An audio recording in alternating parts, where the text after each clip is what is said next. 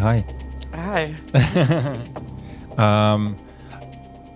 Welcome, Nina, to Tough Love. I'll introduce you in a second. Tough Love?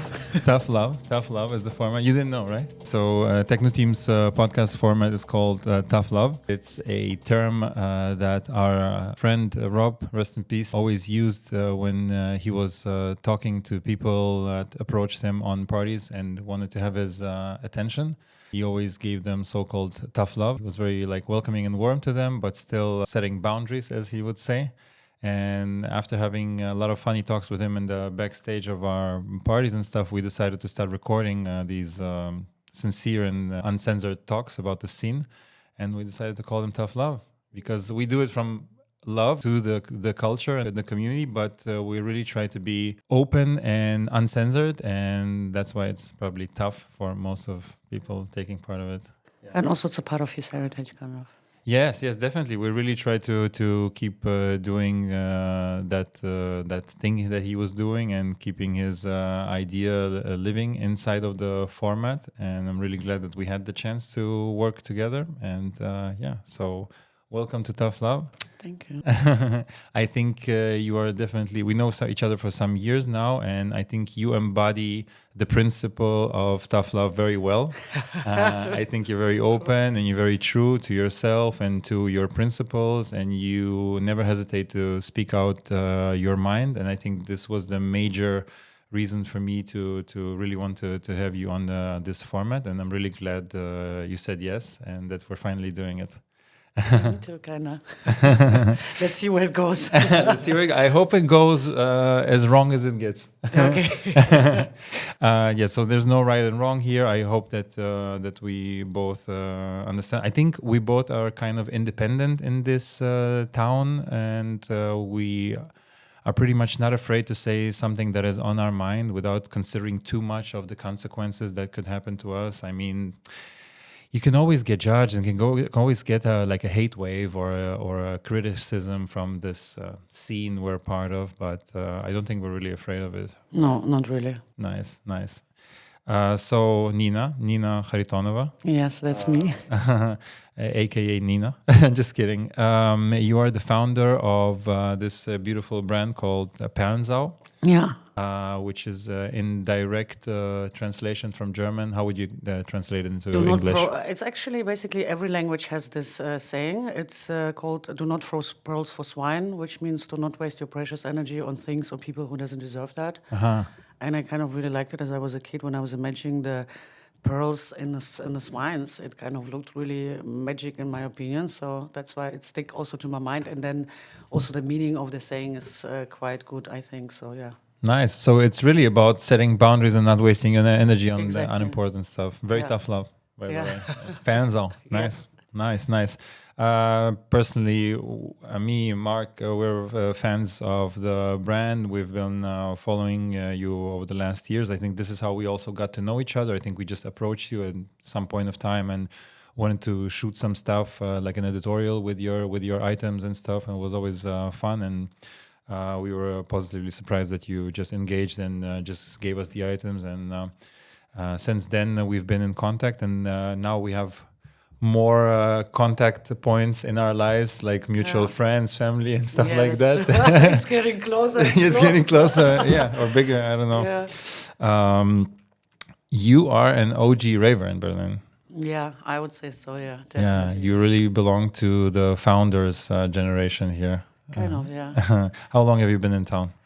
I'm since 93 in town, and my first rave was also 93 when I heard in the radio about the Love Parade, and then I had no friends by the time. I could barely speak German, but I was like, okay, I gotta check this party out. It's on the streets, whatever. And then I came there and I was blown away completely. So I was swept away immediately. I fell in love with techno, the people, the everything, especially the vibe also, because coming from the post-Soviet country, it's just like I came straight after the Soviet Union separation. It was very interesting to see a culture where people, where men can hug each other, wear no pants maybe, can kiss each other on the streets, for us. All at the same time. Yeah, exactly. I mean, in the Soviet Union, we had no gays, no lesbians, yes, whatever. and no sex. No sex, yeah. only traditional after the marriage for getting children. Even then. Besides that, like nothing was allowed. So it was very interesting to see that at the same time things like this exist. And also the sharing vibe, like everybody was sharing everything with each other. So like the joints were going around, like people were offering you this, that, whatever. STDs.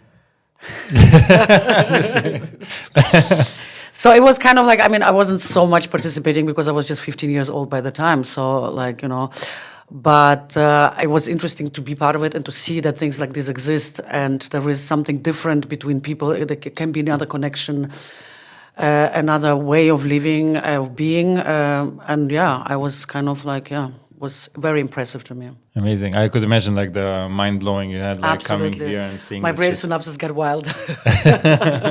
And 93, the Love Parade was like really already a big thing, and you've been probably part of it until the Till like the end, very end. I became a very, very big fan of that. So and then I always dreamed to be on a truck. And then the first Rave, the Planet, happened. Yeah. We've been even on 2 trucks at the same time. Really? So, yeah. How is it possible?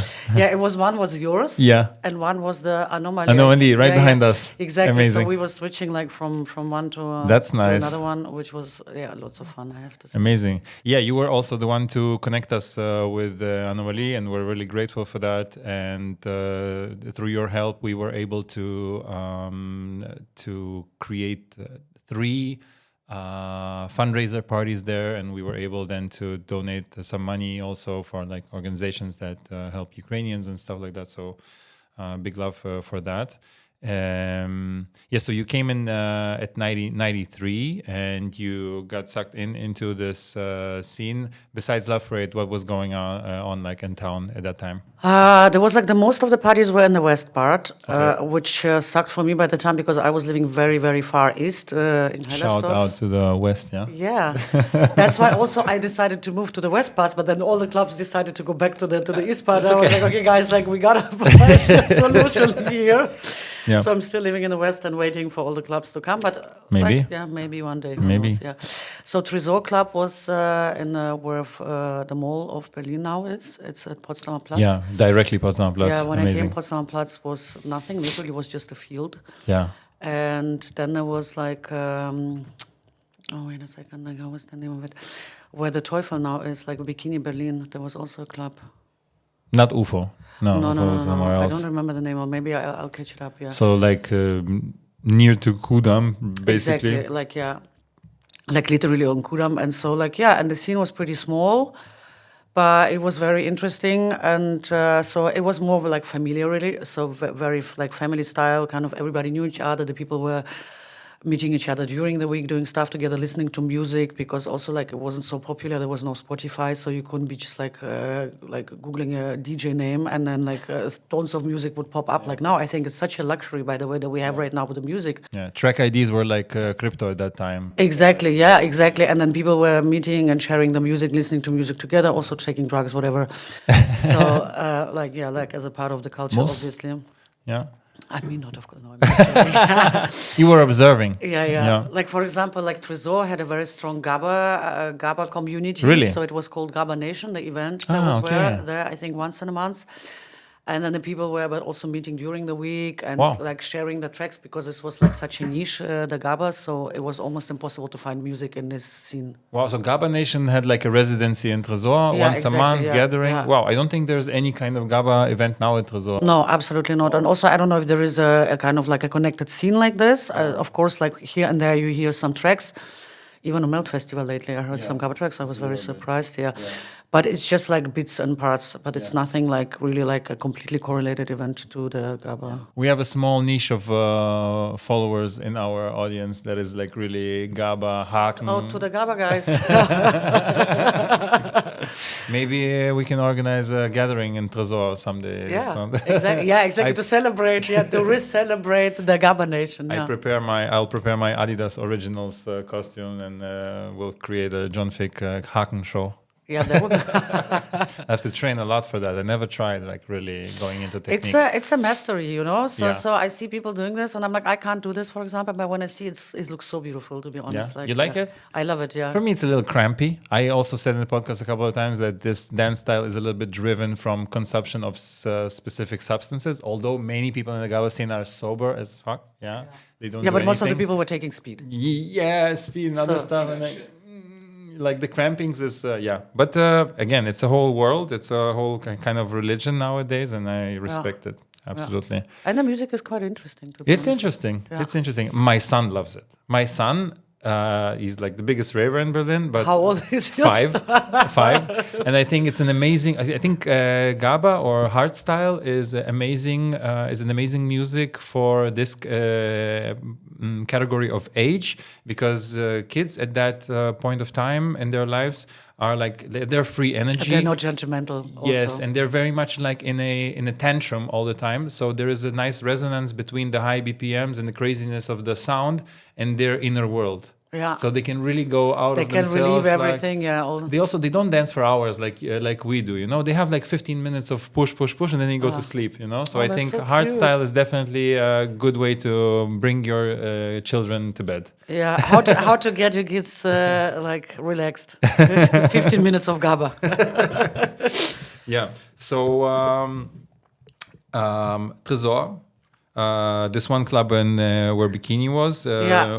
which spaces were kind of also born at that time, maybe 94 and 95. What was happening in town? Yeah, it was more like I mean, KitKat I think was already also by there, but This it will was be a whole topic. soon. yeah. Yes. But it was in first of all they were in Kreuzberg and Glogauer Straße was very very small, tiny. Okay, so the first version of KitKat was at Glogauer Straße. Yeah, Where exactly. is it? It's in Kreuzberg, like Kreuzberg, okay. Reichenberger Straße, Glogauer Straße. Okay, yeah. okay. So it was very small. It was very interesting concept because the people were just like mostly sitting like by the walls and like eyeballing each other, you know, like because the kind of like sexy vibe and everything. Two banks in Kind front of of like each other. something like this, and then I had some booths where people could like Do stuff? relax, Yeah. and stuff.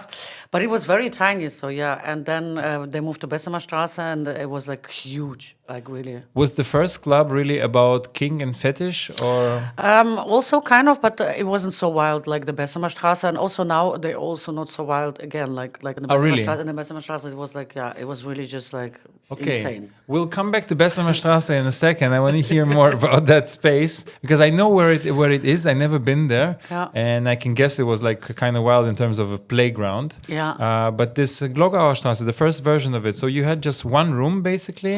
Basically, yes, just one like main room, and that's it actually. And then with some booths like where you could kind of separate each And other. what was the audience like? The audience were more like, let's say, lots of LGBTQ like scene, but also people were kind of that didn't felt like supported by the normal techno, let's say so. So kind So of like Randgruppen, ein bisschen. Exactly, so yeah, like yeah. how would you say Randgruppen? Marginalized groups. Yeah, nice. It's funny that KitKat used to be a place for marginalized group. It still has a representation of marginalized groups in the parties, but for me now today's version of KitKat is way more straight, way Yeah. more swingery kind Exactly, of, and yeah. it doesn't feel like it gives space to.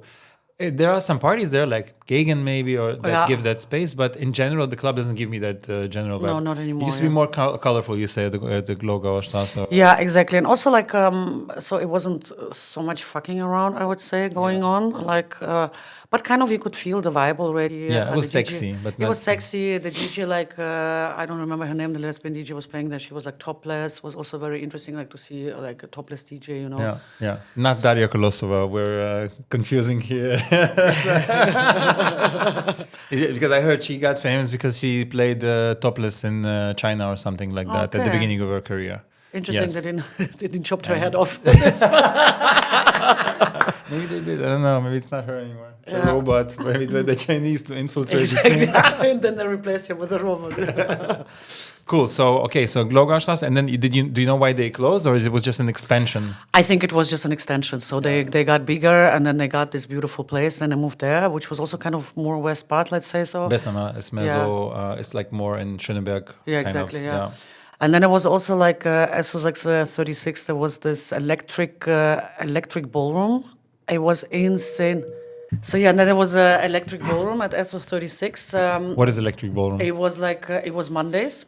It's like Electric Mondays in KitKat now. Kind of, but the music was very hard, and also like actually was my favorite music, to be honest, from all Really? the clubs by the time, because it was like it was like repumping, just like good techno. So yeah, probably when people hear hard today, they consider hard techno to be something different than what you and I maybe would consider hard at that time. So basically, it was probably just good techno. It was just good techno, Yeah. exactly. Yeah, because now hard techno is It's just hard style. it's just very hard style. Yeah, Yeah. sometimes it sounds like rocks crushing, like you know, like, Rocks crushing on speed.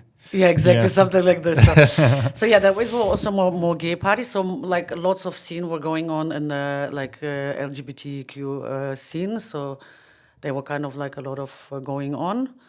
And also I like the vibe, like to be around gay people is nice. Like, Yeah. you know, as a woman, kind of like. Yeah, for me as a relatively straight man, I consider myself as an ally or as a little bit queer than the regular straight man. I still feel way more, I wouldn't say safe. For me,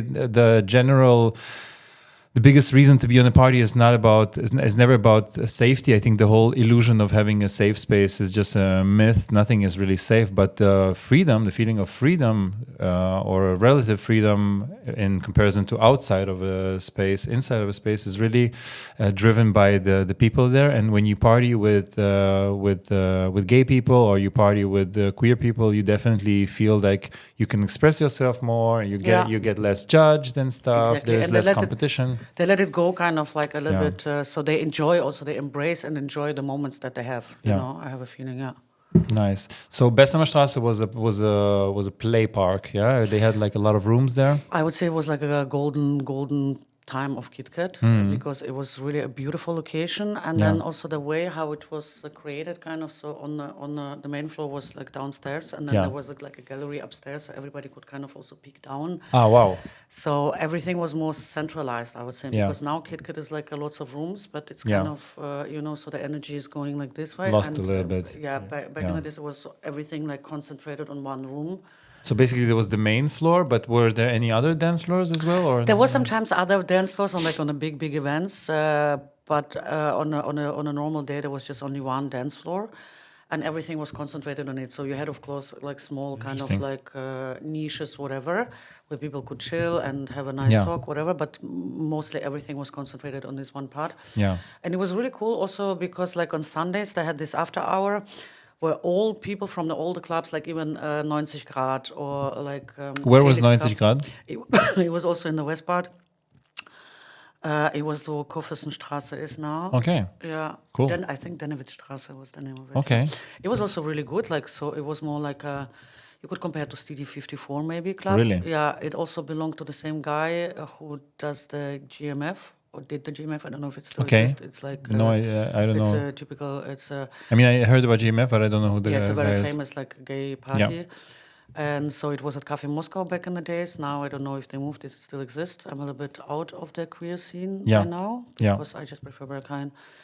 But back in the days it was also like a biggie. So so 90 Grad. Yeah, also more like stars, celebrities were there. Yeah, but always very good house music. Yeah. Cool. Yeah. So people would come to KitKat like at the end of the night and kind of stream from exactly like Sunday morning, like they were coming from all of the different parts of Berlin, all the different parties, which made it like legendary because it was a great mix of people who just really came like to fuck whatever, like the swingers, then some people like the hardcore ravers, but also some people who came in from Felix or 90 Grad, like who just wanted who didn't want to go home because they. So Felix was also popular at that time. It was a little bit, but it was like the music was okay, but the people were like more poshy. So it wasn't really my vibe. And then there was also another after hours was called Delicious Donuts.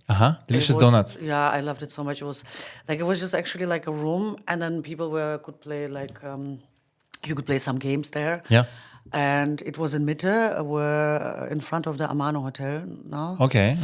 And so we were just sitting there. It was like more already like after hours, so the music was still playing, but it wasn't like not the main part of this. It was more just actually like, okay, you high, but you don't want to go home and be by yourself. So what do? We also don't want to sit in some random flat, so let's go there. And then we could play there, like have a nice talk, whatever, have a dance. And it was going also from Sunday until the whole day, like then Monday also even. Cool. And do you remember the point of time where Ostgut appeared in the scene?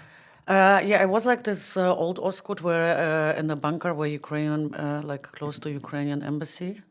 Where is that? It's in Mitte also now, close to Friedrichstraße, to Friedrichstadt Okay, so the first birth of Ostgut was not where Uber Arena now is. It was more in Friedrichstraße. It was in Friedrichstraße, and it was like also like a typical queer club. Yeah.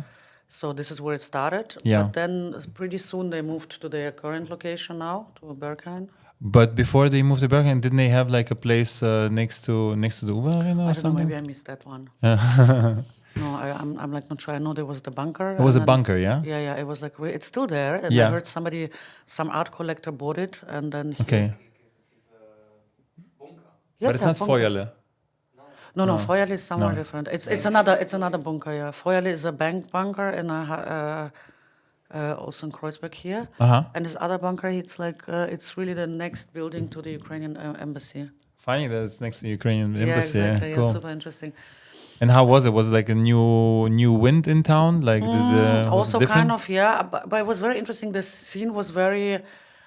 So it was like Casino Garden also, like back, like it's where the Uber Arena is. Like this, Okay. this is where Casino Garden was. So it Okay, was so what is Casino Garden? It was Casino Club, and then Casino Garden was also very famous because it was Sunday. Yeah. And during the day, of course, during the summer because it's a garden. Yeah.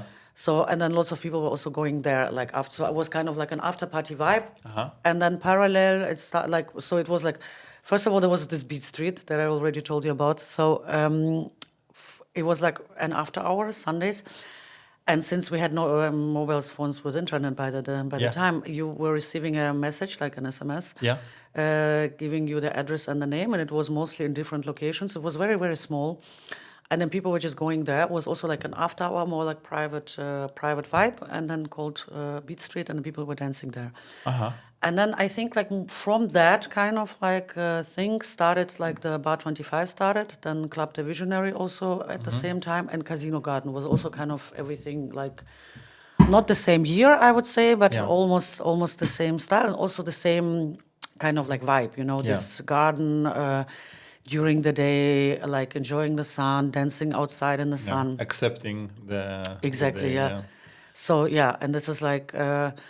then people were kind of going to KitKat first on Sunday morning, and then afternoon people would go to either like Club the Visionary or Bar 25, or then like even Casino Garden. Nice. I actually never heard of Casino Garden till today. Yeah. It's a nice revelation. Yeah. Bar 25 is practically the area of Kata? Of Yeah, Kata exactly, Blau? yeah. Kata The Holzig? same one, yeah. Kata Yeah. Blue. Kata Holzig was on the other side. Okay. And now Kata Blue. They moved back to the original side. Okay. And yeah, it's Holzmarkt and Kata Blau, yeah. Funny.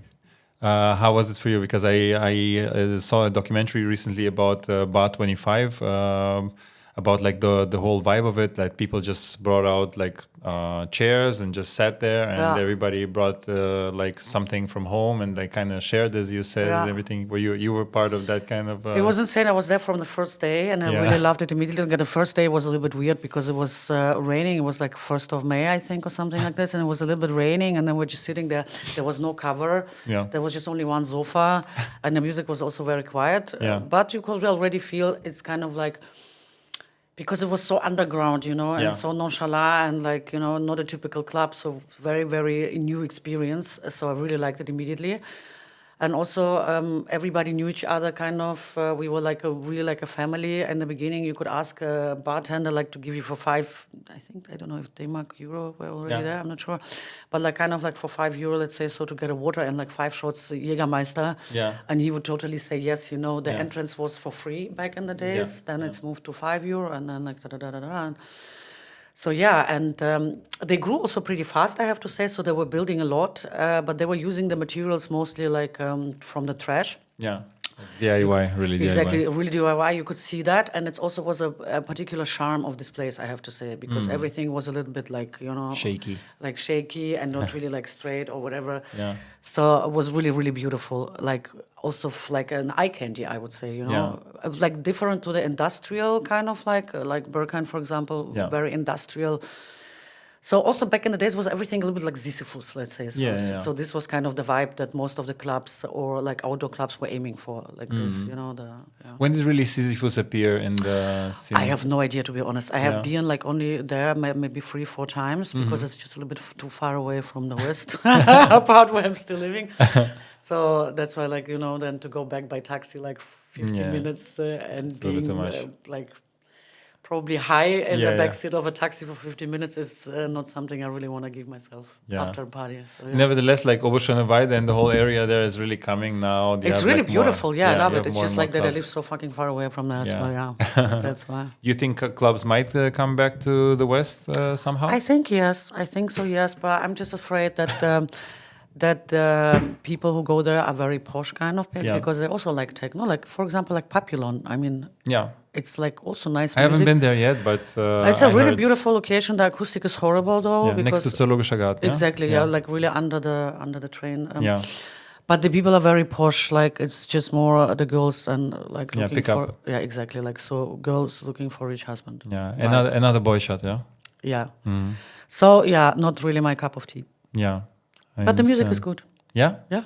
Like they bring real DJs to play. They bring really good DJs, like really, really good music. The acoustic, like I said, like a little bit the highs are too high and the beat are not really beady. But you're a connoisseur, that's why you're a little bit more critical. I heard about an underground bunker on Savini-Platz where they have like... I heard about too, I've never been there, but let's go together maybe. Yeah, let's go. Yeah. Savini-Platz. Let's talk a little bit about fashion. Yeah. Yeah. Tell me a little bit about Panzo, like the background. So of course, since KitKat Club was one of my favorite clubs back in the days, because I really liked that you can be in a place where people can do whatever they want. Like, so somebody really next to you is fucking like crazy, and I would just sit there and have a nice conversation with some of my friends. So just the ability of having this is like really it's like a big freedom, I have to say. And that's why I really like to be there, because it felt like a big playground and you could be whenever you want, whoever you want. Yeah, wherever you want. So. And I think a lots of inspiration that I got there is coming from there, because I saw the swingers wearing the harnesses and So back in the days it wasn't so big, like this kind of, I wouldn't say it's like people try to put me in a fetish kind of like niche, which is fine with me, but in my opinion it's more like futuristic, avant-garde accessories in your face. So Panzo is inspired by fetish, but Absolutely. That necessarily has to be a fetish brand. It's just it's your envisioning of a future wear that people could actually wear going to a ball or to a nice evening. Doesn't have to be club wear. Or I create pieces where you only can just wear accessories. And nothing else, which is also cool, because and then it started like also like with girls being naked or girls being like really kind of like topless or whatever in the public. So it started with the KitKat, of course, and then it moved to Berghain. And the first time I saw a naked girl on my birthday party in Berghain, I was like, wow. What is going on here? And then now step by step it's starting, so it's got accepted pretty fast, and the girls follow the trend, which I also kind of like, because I think it shouldn't be only like related to men, but also women should have the same freedom to express themselves. Absolutely. And there is nothing behind it, and also like the male part of the human should accept it, that women just look like this, and we also want to have the same part of freedom. And enjoy ourselves as we are. Yeah, I think without being sexualized or if I put my top off, it doesn't mean I want to attract somebody or I want to necessarily have sex with somebody. No, I just want to feel my naked boobs out. Yeah. Because it's a nice feeling, to be honest. Yeah. I totally understand. Yeah, I learned this actually after coming to Germany. It's been now 16, 17 years that I'm here, and the whole FKK culture or freie Körper Kultur, which has started in Eastern Germany and kind of tries to desexualize naked bodies. I totally resonate with that. I like it. I think people still sexualize it. I think people going back and forth in the body naked, looking at each other. It has still a sexual kind of association or connotation to it. But the more we do it, the more the freer we approach it, and the younger age we are exposed to it, the lesser we sexualize it. Absolutely, yes. And also very important for women movement, I think, so that we kind of like the feminismus, let's say, so the women are not running with skirts anymore and like being like, like beautiful puppets for the male, like, Where do you see Panzo go maybe in a couple of years? Where would you like it to go? I would love to try out more fashion, also like garments, kind of. This is where also, but also using like new technologies like 3D printing, for example, stuff like that. So I would love to explore these things a little bit more. Yeah. But of course, still like stay true to the same aesthetic, still like dark, like statement pieces, like, because I really like it. I don't think I'm going to do pastel colors. Maybe like a small part of that. What would you answer to a door guy of Katabla or Sisyphus telling you at the door, why are you wearing all black? Because that's my soul bed. No, but I think they know. Like not all of them know me, but most of them know me, and they know. So I have kind of like an unofficial aloneness to be in all black there because this is what I'm standing for. Yeah. They understand that this is your color on the palette. This is my identity. So if I would wear something different, I would have to costume myself. Yeah. And I don't want to necessarily like costume myself to get into the cutter because I want to stay true to myself. That's me. Yeah. And I think I bring some color into the colorful, Absolutely. Yeah. Absolutely. By being just in black, and it's not just black, it's all the different shades and shapes of black. So 50 Shades of Black. Yeah, that's nice. I just find it funny that clubs that try to be very inclusive and colorful, like Sisyphus and Kata, act a little fascist on the door by discriminating or trying to exclusively see people that go to Berghain or other more kind of techno-ish clubs as not belonging to this palette. They try to exclude them or try to be like cynical and criticizing to them. Yeah, like, absolutely. I understand where it's coming from, but absolutely. But at the same time, Berghain does this as well. I mean, yes, I can come to Berghain. Mostly, I do not wear black in Berghain, to be honest, because everybody's dressed always in black. Against the stream. Exactly. I always try to go against the stream, and I think I'm one of the less person who can allow themselves to come in a pink dress to Berghain, and I'm not going to be like, and the bouncer's not going to be like, girl, what the fuck?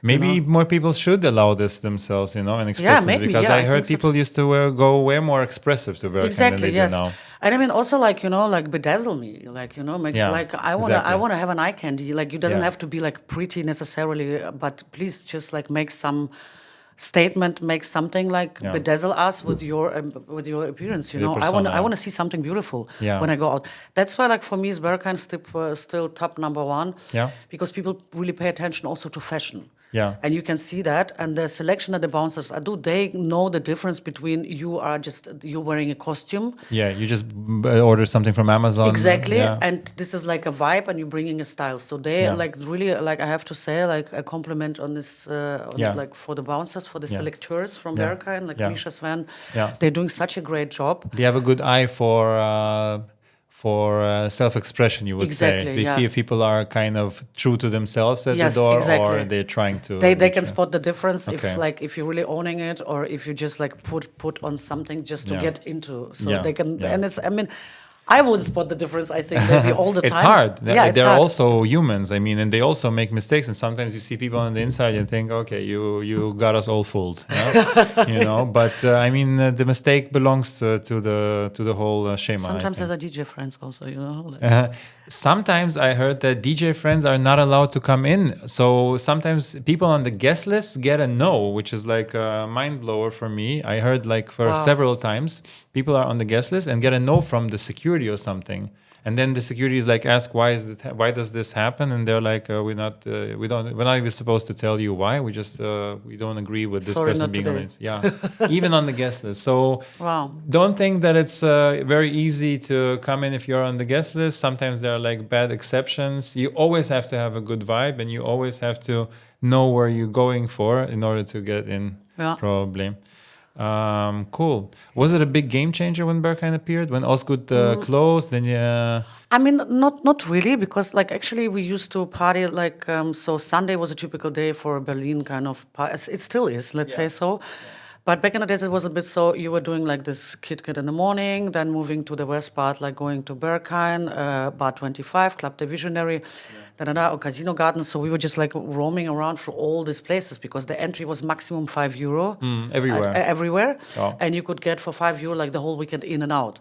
So it was like a tradition that like groups of people like were like, okay, we're going to Bar 25 now. Are you joining us? And then 2 hours later you would walk to Berghain. Then like 2 hours later you would walk somewhere else. So this is more like very like, we were moving a lot, let's say. So now you can't do this because simply also for the matter of money. Because if you would do this, it would cost you like €150 right away. Let's say so. And then you make your choice and you stay in the club and you just be there the whole weekend. But back in the days, it was really interesting, like an interesting kind of vibe, So you could be everywhere in one weekend, like in all the clubs, and people were having like this arm full of stamps. I even know some people who would like tattooed them also, like this arm full of all the full of stamps because it was like, and then everybody was like, where were you like today? Like show me your stamps. It's funny. It's very festively. I think like seeing the city as just one big festival and going from one stage to another. I had a conversation recently with somebody, and they said, "Oh, it's like chasing the dragon and and you don't have fun anywhere because you're always chasing the next one." But I'm like, why? Why am I supposed to even choose if there's a possibility to bar hop or club hop? I get bored very fast, for example, even in the club, like to be honest, so like 2-3 hours, I'm already bored. So that's why it's always good to switch. That's why I like Berghain, for example, because the venue is so big. Then you have the ice cream bar, then you have like 2 different floors, then you can do this, you can do that. And in summer you have the garden. So it's really a lot to explore.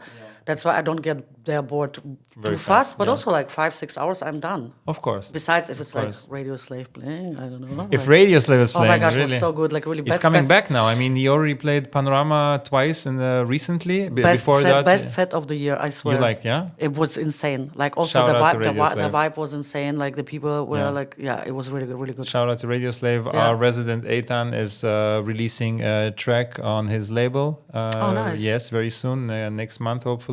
Yes, it's a track he worked on with Tal Fussman, also a friend of ours. So and Radio Slave loved it and took it in. So I'm really looking forward to his next performance, Radio Slave's next performance. I saw him play at Watergate and his own Rekids party. With Anja Schneider, I think. And no, it was one with so Monty Luke played there, Tal Fussman played there, and Radio Slave himself. Anja Schneider has, by the way, a very interesting new concept. Saturdays. During the day. It's called Pump, and she does it at Om. The same guy, Tal Fussman, who's producing with Eitan together, played at her recent event, and it's like 4 p.m. till 10 p.m. The audience is very driven, a little bit older than the usual ravers, so maybe people that haven't been raving for a while and now have a chance to not go too late and because stuff. you don't have to spend the whole night in the club. Yes. That's why also I like a lot. Like I like to party also during the day. Yeah. Because in the night I'm just like tired, and then I need maybe a little bit more to stay awake. Yeah. And during the day it's not even necessarily because you're already high on sun and stuff like that. Yes. So I really like the Sunday during the day possibilities to rave, and I think it's only Berlin that offering you the variety of the spaces that you can go and do this. So we're really blessed with that, I think, because I really don't like to be at home, then get drunk or high or whatever, then go out at 3 in the night. Like I'm already honestly like I don't want to go out anymore at 3, And then you spend the whole night there, and then in the morning people go to after. So I'm absolutely different. Like to this party. You've learned. I've learned. Yeah, I've been doing this as well. Yeah, but I've learned. Like I prefer, if I have a chance, like I prefer to do this early rave and then go early home, have a nice sleep, and then you stay in your schedule. You're not getting out of the schedule on the weekend, and then the whole week you're suffering because you can't fall asleep till 3 in the night. Yeah, I came also to the conclusion, doesn't matter if you consider yourself a night owl or a morning person, nothing can compete with natural energy. If you had a good sleep and you have the sun out, nothing can compete with that. Yeah. And I think the problematic of club culture in general is that if you're inside of a very kind of sticky atmosphere with heavy air, and it's night and your body's already tired, you are kind of pushed into consumption. Exactly. You know, and what we're dealing with right now and with our new projects is we're trying to create an event that will be a little bit more daytime, a little bit more concentrated on the dance and the music. And we don't want to taboo anything. We don't want to tell people what to do or to call ourselves a sober rave or something like that. We cringe from that. We really want to create just an alternative that will give people comfort to feel just natural energy and just to dance. Give you a choice, you know. If you want to consume something today, then you do so, but if not, you're still able and capable of doing this. It's like the same with Anja Schneider, that she told me she's doing this party because lots of her friends wanted to rave, but they're also same age like me. So, and then she would say like they can't do it in the night because they have stuff to do in the morning, because they're like working, they have lives, and they also want to get somewhere with their projects. So you can't do this if you party the whole night, then the whole day you're kind of suffering, not even suffering, but you're sleeping probably, you know. You're trading your resources or like loaning them from the future you, and then you have to pay back the next days. And then you can't like create like dope as projects if you're like spending half of the week just like, you know, recovering. So so that's what the day parties, and then she said those people really appreciate it. Nice. So 8. März I'm gonna be there for sure as well. 8. März, okay. She has a Women's Day event. Okay, cool. Maybe I'll stop by as well. I'm going to a Flinta event by two like Ukrainian communities at night, so maybe before that I stop by at Om. It's again Om? I don't know, we need to check. Yeah, I think probably. Nice. And yes, just for the record, while we're here, on 12th of April, we have our first experimental event. It's going to start with a dance workshop. It's called Resonance. It's a continuation of our ongoing project. So we're going to start with a dance workshop for 1.5 hours. Then we have free movement just to live produced techno. And then at the end of it, at 8 p.m., we have a live concert of 2 up-and-coming artists from the underground in the genre of house and ghetto trash and stuff like that. So we're trying to create not a daytime event, like from 4 to 10, but like an event where people will have the choices, you say, and have more like natural energy to just dance and move. And absolutely, we'll try to get them driven by really dancing and listening to good music. I will step by definitely. Nice. Looking forward. Let's come back a little bit to your creation here. Yeah. Could you tell me a little bit more about the technology you're using or the methods you're using to create your garments? So everything is handcrafted and designed here in the studio, and then for the leather we use a lot of laser cutting because it's just then you can make like some shapes that you couldn't make by hand. Yeah, you don't use real leather. It's like I do use real leather as well. Yeah. Yes, I'm vegan by myself, cool. but there are a lot of people eating meat still. Yeah, including my parents, for example. And so the waste product of it is leather. Okay, cool. And just to burn or destroy this product would be a waste. Would be a waste, and it would create even more pollution for the environment. Cool. So I'm all about environment here. Nice. Using vegan also shampoos and cosmetic and eating bio and clean and stuff like that. So nice. I didn't know you use real leather. That's nice. Yeah, I use real leather a lot. Yeah, because like, but also like for the vegan people that say like, okay, my skin would never touch leather, which I also absolutely accept. Then I create like the vegan solution. But I have to say, like, I talked to somebody about the environmental footprint, and it told me that leather is the environmental friendly material #1. Really? It is so, because to produce this material, I mean, it's not growing on a tree, obviously. Yeah. And to produce this, you need like water, like energy and everything. And also, it is recyclable, yes, but still it needs to be recycled. So I can't just like ditch it somewhere in the forest and expect like some, I don't know, like insects to come and eat it. Because with the leather, I could just ditch it someday. Okay, the metal parts would stay there, but the material leather itself, because it's also organic, so there is no chemical way used on creating the color and everything. That's why it's like the very, very, very ethical. And the PVC you're using, could you tell me a little bit more about that? PVC is also like recyclable, and it's coming from the food industry, so it's safe for the skin and the body, which is also very important for me. And and then I try so as much as I can to use stainless steel, nickel-free, stuff like that. Of course, it's not always possible, but whenever I have the choice, or like, for example, now I'm using a lot of stuff from Ukraine just to support the country in the misery. So what do you get from Ukraine? I get also leather sometimes, and I get a lot of like hardware, like chains and stuff like that I get from there, because I know the people... So military waste. Yeah, exactly. Yeah. And they need like every cent that they can get. Yes, of course. You know, so that's why, Nice. I didn't know that. Wow. Yeah. Let's talk about Ukraine a little bit. Yeah. Let's start with your background. So your family comes originally from Latvia. Yeah. Latvia, from Riga. You were born in Riga. Yeah, I was born in Riga, and then we moved to Ukraine, which like was Crimea, because I was a little bit sick. So the doctor said like you need to change the climate. Climate, yeah. Exactly. So the typical European climate is not really the best for me. And Crimea has like a healing it's beautiful. power. Yeah, I grew up like 50, like I don't know, like 500 meters away from the ocean, from the Black Sea. It was super beautiful. I could hear the waves crashing on the beach when I was a kid. There were mountains, like amazing, like really, really beautiful. So I'm very happy and thankful for this, that I could spend some time as a kid growing up with the nature, in the nature. And yeah, this was part of the Ukraine by the time, and that's how I get my Ukrainian passport also when we moved to Germany in '93 from there. So I got the Ukrainian passport. So you came to Germany with a Ukrainian passport. Exactly. I cried a lot on the way. I didn't want to move to Berlin at all because, of course, I had to leave all my friends and everything. And then, like, really, like, it was a paradise where I was like, you have no idea, it looked so beautiful. And then I come to Berlin-Hellersdorf. I mean, compared to that, it was just like a... Klassiker. I was like, where the fuck am I? Like, honestly, like... Still in the Soviet Union. Like, how could I... Yeah, exactly. How could I get here, you know? So, yeah, it was very, very, very sad for a long time. But, okay, I managed, so it's fine. Nice. Yeah, you managed well, definitely. Yeah. And when did you come back the first time to Ukraine after moving? Actually, it was like just recently. Yeah. I came to Kiev with my friends to go to K41. So you heard about the club and you wanted to visit? Yeah, I wanted to visit, and so lots of my friends were going. It's literally when we were boarding the plane, half of the plane were just going for the Everybody rave. was like, yeah, exactly. Black masks, chains. Yeah. It was very funny. And then we went like a lot of people together, like a big group. And I met a lot of beautiful friends, new people. Like shout out to the Ukrainian people. Like Absolutely. really, really such a strong people already before the war scale happened. I mean, they had this revolution situation in 2014, I think. Yeah, the war practically started in 2014. Exactly.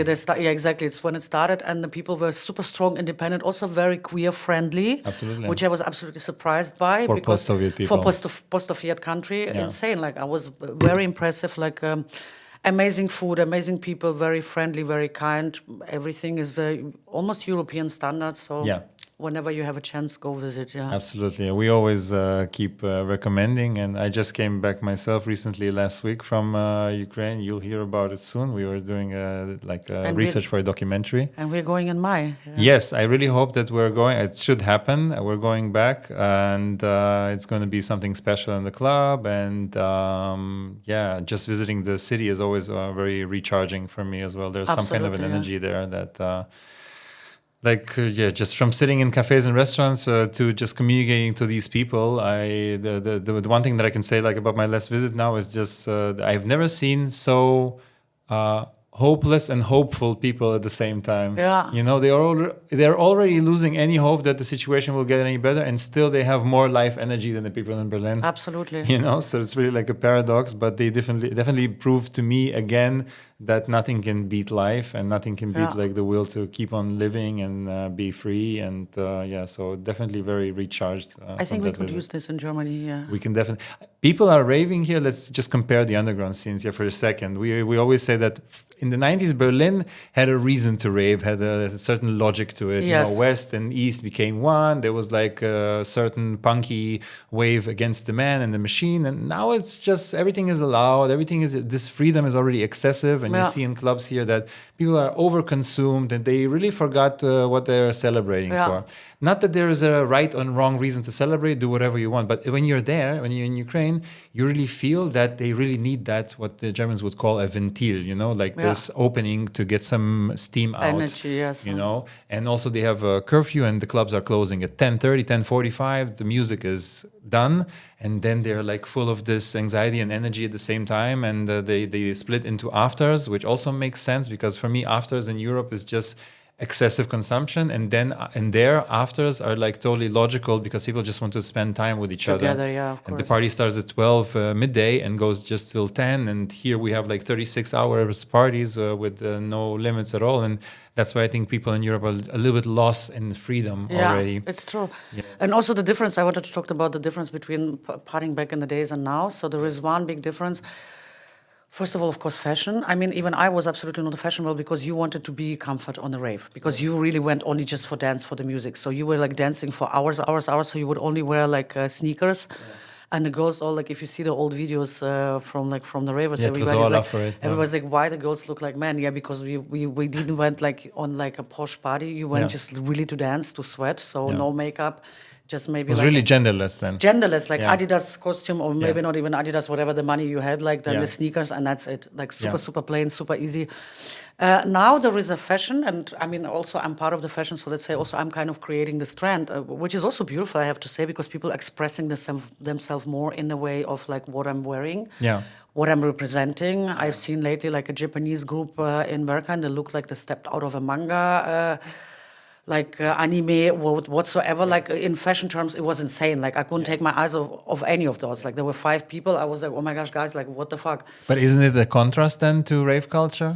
It is, yes, it is. But also like the rave culture back in the days was way more different than now. So back in the days we thought we are kind of like a new anti-capitalistic movement. Because this sharing moment, everybody was sharing everything with each other. So we all thought that we kind of can stand up against the money, against the capitalism, against like I own this is mine. So I could go to the party like with €5 and come back with same €5, like pockets full of drugs and like tons of good vibrations, you know, just like because people were just sharing with me everything because I was giving them good energy, you know, something like this. Or I had some weed and then I could exchange it for something different, for an ecstasy or whatever, you know. So and then it was like this. So everybody was sharing, changing, caring. In Bar 25, sometimes I was buying like ecstasy for everybody who was there, like Tuesday morning, you know. So and then were like 20 people, I would buy like 20 ecstasy, I would share it with everybody. So this is kind of Is like. the camera rolling? I don't see any lamp going on. I'm just full of anxiety that we're getting this on camera. So this was kind of like, this was the movement that we created, that we thought we are creating something special, something interesting, something that it's new. Like I think like every new culture, like punk kind of like, it was like punk of the 80s. That's what we thought we're doing with electronic scene. Now it's way more different. It's more like you have a group of people that you came with. They're your friends. You're sharing everything with them, but that's it. Don't ask other people for a cigarette. You might be like, no, you know. So everybody's holding to their close boundaries, exactly. to their close circles. So like that. And then also, of course, you have like the fashion term also. So like the people are kind of like separating themselves in terms of fashion from each other, which is okay in my opinion. But this sharing moment disappeared a little bit more. And also people try more like not just to go because of the music, but they try to go because they want to be part of the scene. They think then they belong somewhere, that they represent something. So lots of people, they don't have jobs, whatever, but their job is to be part of the Berghain scene, for example. You know, and this is what they live and what they thrive for. So they think this is going to bring them something. This is not going to bring you anything. Just saying. Sorry to rain on your parade. Yeah, but it's just like also I understand why you're doing this, because it creates like also kind of like a magic world where you think like, okay, your ego, so like I'm so special, I'm so alternative beautiful, society. I'm so hot, alternative society. No, we thought we were creating an alternative society. We didn't. So also now there is no alternative society creation. I guarantee you that. Did rave and club culture surrender to capitalism? No, really. I wouldn't say so. Of course, it became more capitalistic, but also I understand like that the people need the money, you know, because everything around us is getting more and more expensive. Inflation here. I mean, Qatar was charging €5 was a normal price. Now they have like also €25. Also, Berghain was €5 back in the days. Now it's back to like 226.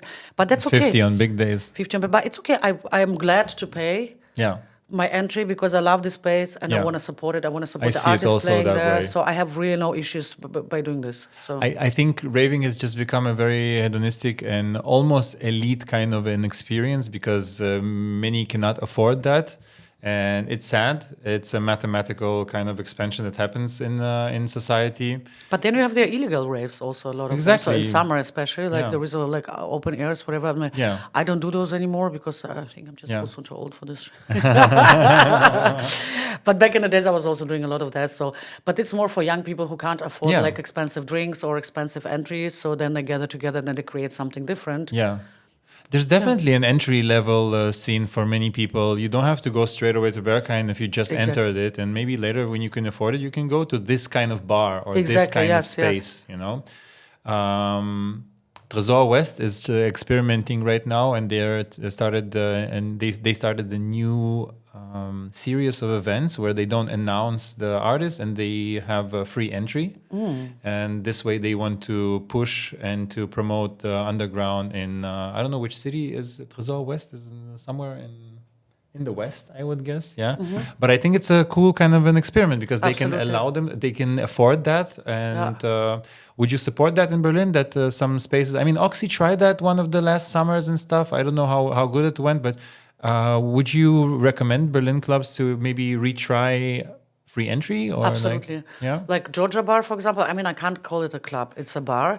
And it's also very, very posh and everything. Yeah. But they play techno music. The music is okay there. Sometimes they have really good DJs like Andre Galuzzi, for example. I was at Andre Galuzzi's birthday at Georgia Bar. So, it was fun. It was fun. Yeah, but I think Georgia Bar is definitely not seen. I'm sorry, Frank Künstler. Yeah, I think Georgia Bar is just it's not Georgia seen. Bar. I absolutely agree with you. But I like the concept that you can just swing by on your way home, for example. Like for me, like I live in Charlottenburg. So on my way home from somewhere, from a dinner on the weekend, I could say like, okay, I could swing by for 2 hours. Yeah. So I don't have to wait long in a queue. Like there is no queue mostly. I mean, there's a vibe there. There's a vibe, and then you can listen to electronic music before you go to bed. Maybe have a cocktail, maybe not, whatever, So you can just be like, I think it's like it's a nice concept. So you can enjoy the music for free there, and you don't have to drink expensive cocktails. You can drink water, and even you can drink the water from the tap. I mean, I'm not recommending it to everybody, but if you don't have money, then you can do that, It's funny that you recommend Georgia Bar as a budget kind of solution for people in the city, while actually the audience there is usually Mykonos, Ibiza kind of people coming from hotels. They make a selection, that's right, So I don't think they're going to let everybody in, especially also the younger crowd. But I just like the concept that for me is, for example, is the decision to go there very easy because, it's on the way and it doesn't cost money. So...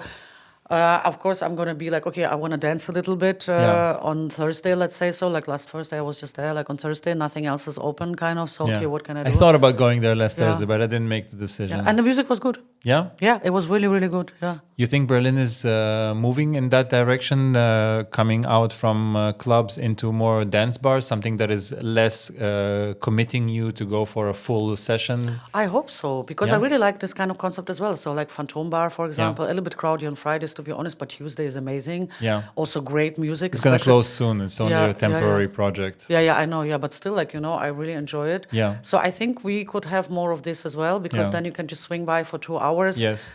3 hours, have one cocktail, don't have the cocktail, whatever, but just like dance a little bit, and then you can go home, and still it's going to be 2 in the night. Yeah. And then you can have a nice day afterwards.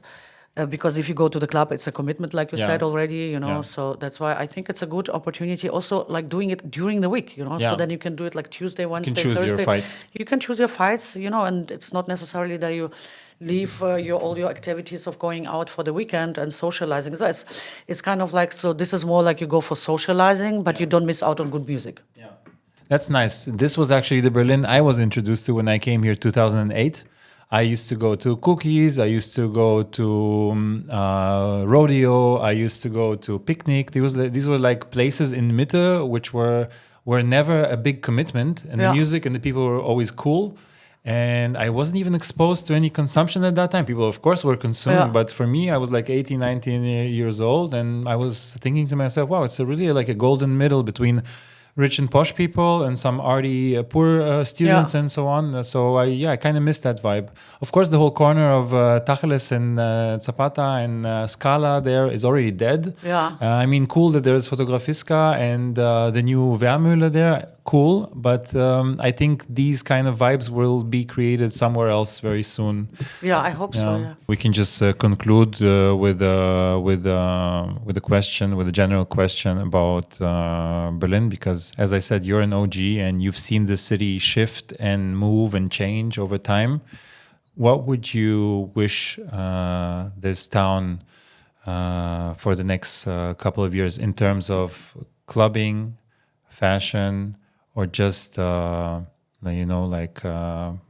free time spending in town? What would you wish this city to be like for locals or tourists? What do you think maybe is not going well, and you would like to change or wish this city to have? First of all, I wish Berkan gonna stay still until I die. Berkan stay. Please just keep that place, because it's really, I think it's like one of the best in the Why would you city. think it wouldn't stay?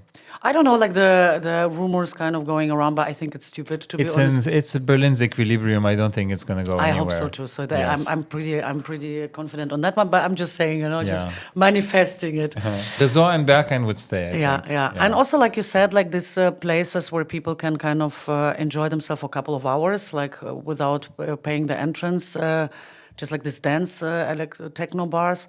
I would also wish that the music would go in different, like I really did like the dubstep, whatever, like all this kind of more beat-related music directions. So I would love that it would be embraced a little bit more also in Berlin. So opening up to different communities, different genres exactly. and stuff. Nice.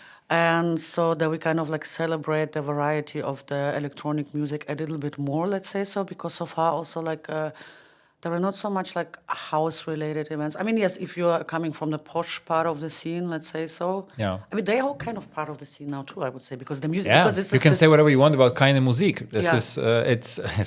It's for me, it's keine Musik. I don't like that, but it's still representative of a part of electronic music, and it's still spreading the word and bringing people at least to an entry level of understanding this music. But in clubs, it becomes very mainstream, let's say so. Yeah. So that's why I would wish like more variety, evenings maybe, like, or whatever, I don't know, like let's say like there is like Electric Monday. It's not like the party is okay, but the music is really good. I have to say, like every time I'm there, I really, really enjoy the music, and I'm very picky with the music. So that's why for me, music is a huge part. Acoustic music is a huge part of going out. Of course. So that's why I would love. It's the frequency in the room. I think not enough clubs think about it. That creating the perfect experience for the guest is, first of all, the vibration and the frequency in the room. It will decide a lot. It doesn't mean the party is going to be great, because we already discussed with Mark that we had some of our best parties and best evenings and some shithole parties with awful sound, but the people were great and the vibes were great. But still, you want as a club or as a space creator, you want to create the best possible conditions. Yeah, exactly. And the sound is really probably the alpha and omega of raving. Absolutely, yeah. And then I hope, of course, that maybe more like small venues gonna pop up also in the center of Berlin, so that the Berlin government, whoever is in charge of this, are going to create spaces for that, because lots of space had to move. Like, I mean, Watergate Club, very sad. I mean, it wasn't my favorite place. Rest in peace, Watergate. Yeah, it was not my favorite place at the end, but I have a huge history with Watergate, because I didn't know that we were like part of the girls are called Crystal Mafia, so we were like a girl gang, let's say. Crystal Mafia is good. Crystal Mafia, and then we 8 girls, and then we were booked by clubs just to make parties. So we were like making photos with the pictures if it was allowed. Before Paris Hilton was doing that for a living. Exactly. And then we were interacting with people, and we were creating our own outfits. So we would pick up a team every day, and then we would do like. A theme-related costumes and performance and everything. So, for example, Club de Visionary, we were doing like Indian Ashram, sorry. Yeah. And then we were like praying there for the New Year Eve, stuff like that. Or we've done like some Mexican chicks, whatever, or prehistorical. Nice. Like it was on a festival. They asked, like, in Tempelhofer Feld, they asked us to do this performance. So we built like a house out of like stones and trash and whatever. And then we were wearing prehistoric costumes and crazy makeup and everything. People don't give them that effort anymore. No, they don't. Yeah. So, and that's why maybe also we were booked like by the clubs, so we can show them, hey, you can also party differently. Like you can really go completely crazy with your outfit, with your like who you are, or whatever you do and stuff like that. So it was also very, very interesting part of my life, because we were 8 girls. Nobody could fuck around with us. We were like so strong as a group. Yeah. So we could do any bullshit we wanted to do, and we were doing also like we had a lot of fun. It was really, really beautiful. Yeah. And then we were getting paid for this. So I mean, amazing. So you wish that the city would have more. Less committing free access spaces, that the institution that exists would be maintained, and that the city maybe supports this kind of organic gentrification where some spaces inside of town are still saved. Yeah.